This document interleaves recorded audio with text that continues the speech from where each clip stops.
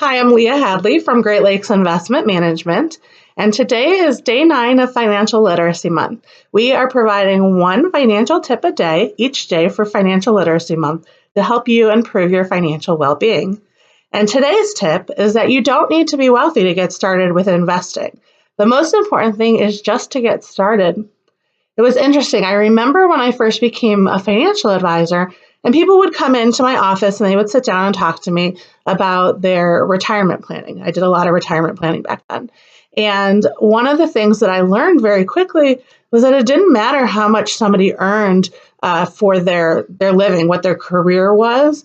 What mattered when they were building wealth is that they were doing it consistently, that they were investing on a regular basis, and that they were doing consistently. And so many of my largest clients, even back then, were people who didn't make tons of money in their career, but they were people who invested consistently and continuously spent below their means.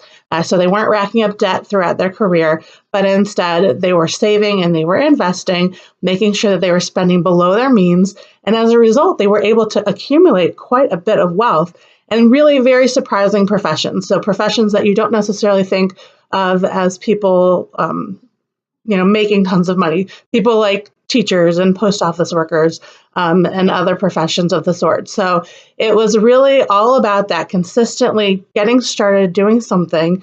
And nowadays, there are so many online places that you can get started for next to nothing. And there are actually financial advisors out there like myself who work on a fee-only basis that you don't have to invest with, but can advise you on how to get started.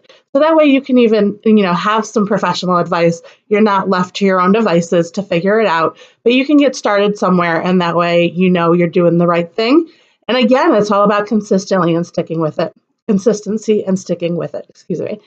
So I would love to hear about what you are doing this month to improve your financial well-being. So comment below.